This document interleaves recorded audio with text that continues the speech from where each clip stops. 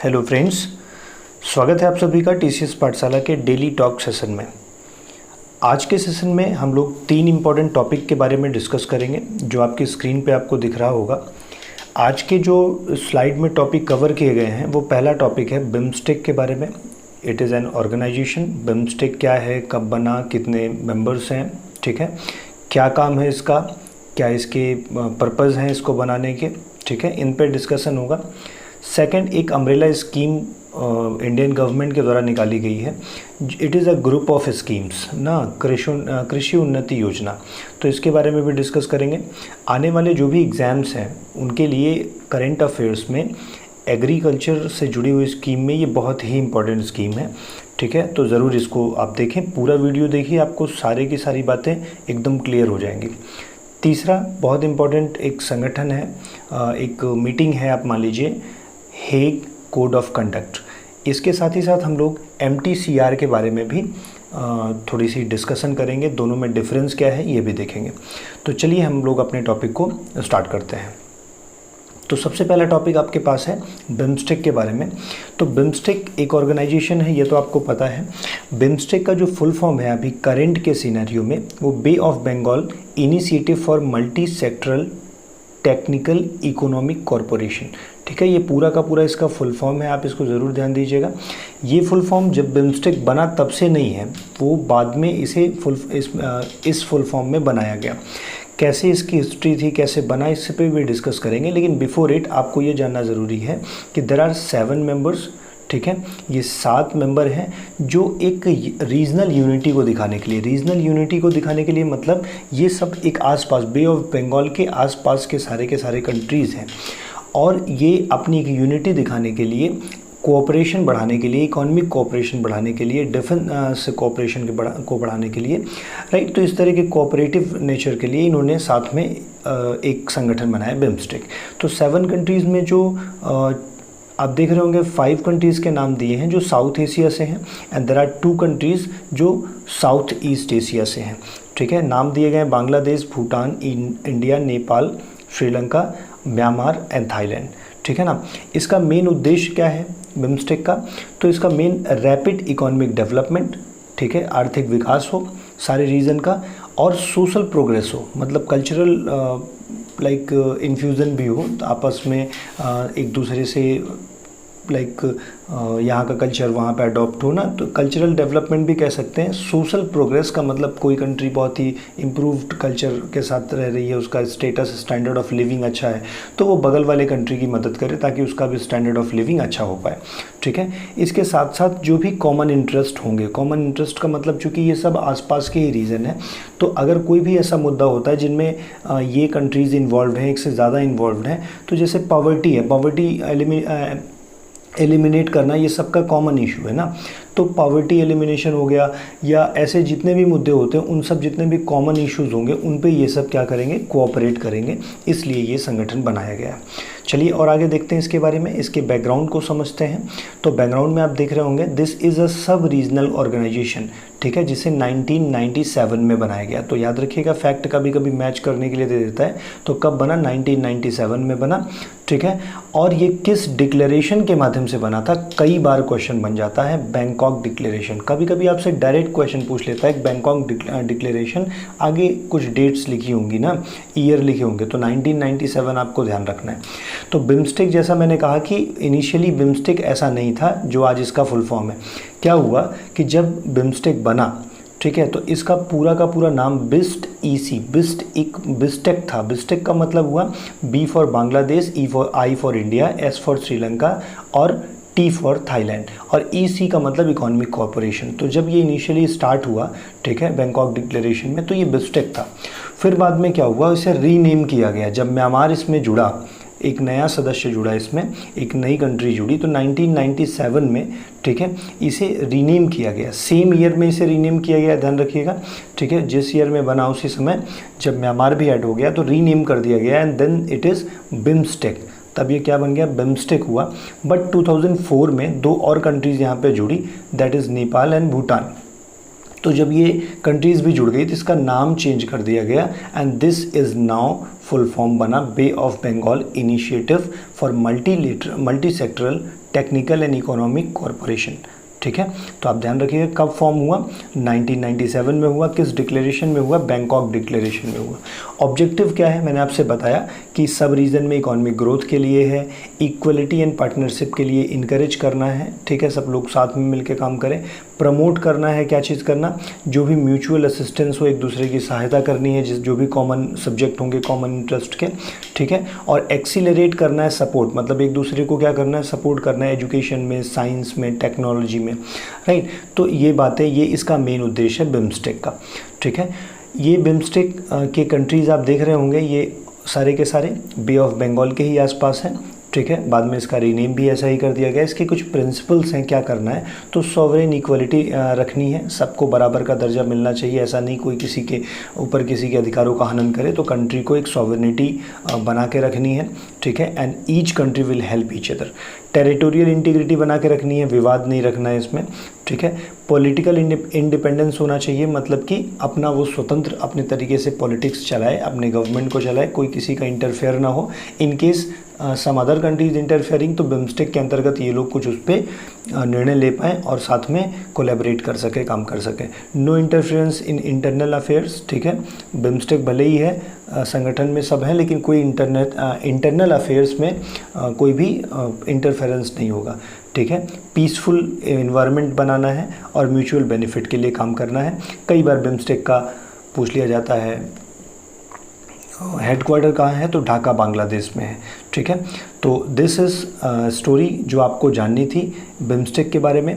आप मुझे ज़रूर, या आप ना भी लिखिएगा तो पता कर लीजिएगा बिम्स्टेक की मीटिंग्स कब होती हैं। ठीक है, एंड आप इस नेट पे जाके सर्च कर सकते हैं, you can find some more facts about it. ठीक है, तो एक समझ के लिए मैंने आपको बिम्स्टेक के बारे में थोड़ी सी बात बताई। चलिए, आज का दूसरा टॉपिक है जो हम लोग डिस्कस करेंगे, दैट इज़ कृषि उन्नति योजना। कृषि उन्नति योजना मतलब ये सेंट्रल गवर्नमेंट की स्कीम है। क्या है इसके बारे में, देखिए, ये हरित क्रांति कृषि उन्नति योजना इसका पूरा नाम है। हरित क्रांति से पता चल रहा है आपको कि ग्रीन रेवोल्यूशन जो प्रोडक्शन ऑफ ग्रेन्स हैं उनसे कुछ रिलेट करेगा।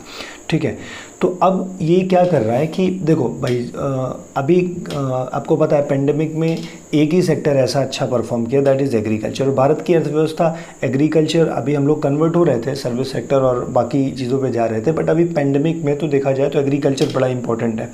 तो इसके लिए कई सारी योजनाएं सरकार ने निकाली हैं छोटी छोटी, उन सबको कंबाइंड करके एक अम्ब्रेला स्कीम के अंतर्गत रख दिया गया, and that is known as Krishi Unnati योजना। आपसे पूछेगा सबसे पहले कि क्या कहते हैं कृषि उन्नति योजना जो है कितनी स्कीम्स का वो है, क्या कहते हैं कॉम्बिनेशन है, तो आप याद रखिएगा देयर आर 12 स्कीम्स अंडर कृषि उन्नति योजना। ग्रीन रिवोल्यूशन कृषि उन्नति योजना के अंतर्गत 12 स्कीम्स हैं, उनके नाम भी दिए गए हैं। आप चाहो तो नाम भी याद कर सकते हो, but no need to remember the names. ठीक है ना, आपको 12 स्कीम याद रखनी है। आपको ये बात याद रखनी है कि इसके अंतर्गत जो है सेंट्रल क्या कहते हैं सेंट्रल सेक्टर की जो है और सेंट्रली स्पॉन्सर्ड दोनों स्कीम है। दोनों में अंतर समझिए कि सेंट्रल स्कीम जो होती है वो 100% फाइनेंस सेंटर करता है, जबकि सेंट्रली स्पॉन्सर्ड स्कीम जो होती हैं या मिशंस होते हैं उसमें पार्शियल फाइनेंस होता है। ऐसा भी हो सकता है कि 80% सेंटर दे 20% स्टेट दे, ऐसा भी हो सकता है कि 20% सेंटर दे और 80% स्टेट दे, मतलब सेंटर के द्वारा स्पॉन्सर्ड स्कीम है वो। तो दोनों प्रकार की स्कीम इसमें जुड़ी हैं। स्टेटमेंट आपसे दे देगा कि कृषि उन्नति योजना deals with centrally sponsored scheme, ऐसा नहीं है, वो गलत स्टेटमेंट हो जाएगा, क्योंकि वो तो दोनों से डील करता है, चाहे सेंट्रली स्पॉन्सर्ड हो और चाहे सेंट्रल स्कीम हो। राइट, तो इस तरह के फैक्ट आप ध्यान रखिएगा। ऑन नेट आप सर्च करोगे तो 11 स्कीम्स दिखाएगा, but you do not believe it, 12 schemes हैं। ठीक है, and this is the correct news. So इसके बाद हम लोग जब डिस्कस करें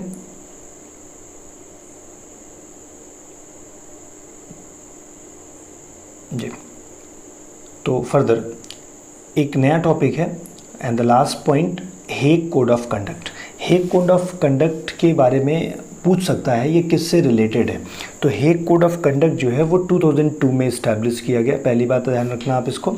ठीक है, और हेग कोड ऑफ कंडक्ट जो है वो एक तरीके से कंट्रोल करता है, ठीक है ना, किस पे, production, testing and export of missiles या एक्सप्लोसिव। आप एक तरह से मानिए ये बैन नहीं करता, देखो साफ साफ लिखा है, डज नॉट बैन, बट ये जो कोड ऑफ कंडक्ट के अंतर्गत जो कंट्रीज़ होंगी जो इसको एक्सेप्ट करेंगी, ठीक है, उनको रेगुलेशंस मतलब ऐसा कोशिश किया जाएगा कि वो क्या करें, रिस्ट्रेन मतलब बचें क्या करने से, न्यूक्लियर पावर को यूज़ करने से या ऐसे जितने भी वेपन हैं उनको यूज़ करने से बचें। इस बात की ये थोड़ा सा एक मतलब ग्रुप है, समूह है मान लीजिए। It is only normative instrument to verify in spread of ballistic missile. कहा गया कि ये कोशिश है केवल, ठीक है ना, कि स्प्रेड ना हो।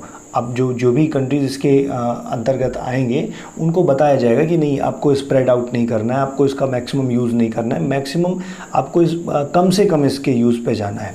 ये साफ साफ दिया है कि ये वॉलंटरी है, मतलब कंट्री माने ना माने, क्योंकि ये कोई बाइंडिंग नहीं है, लीगली नॉन बाइंडिंग।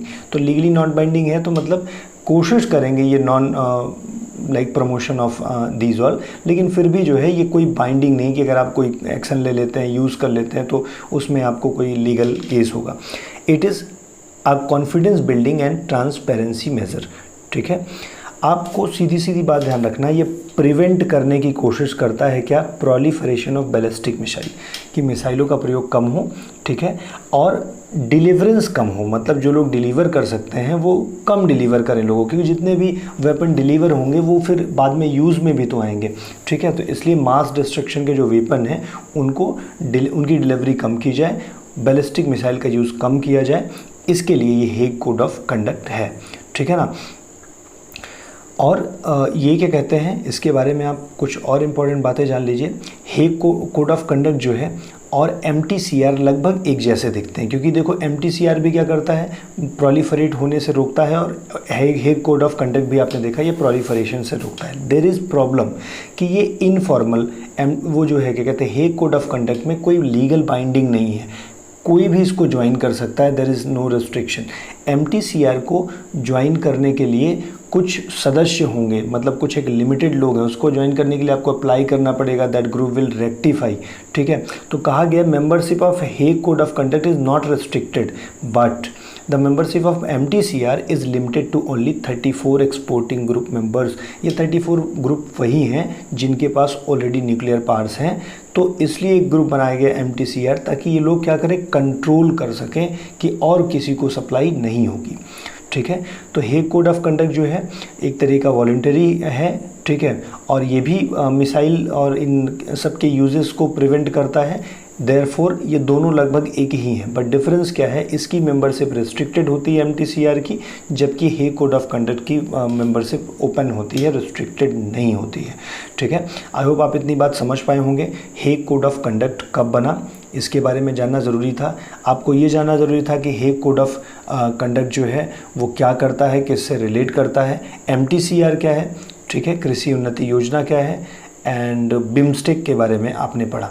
चलिए हम लोग अगले वीडियो में मिलेंगे ऐसे ही कुछ इम्पोर्टेंट टॉपिक्स को लेकर के, ठीक है। आपको ये डेली टॉक का सेशन कैसा लग रहा है आप ज़रूर कमेंट सेक्शन में बताया करिए।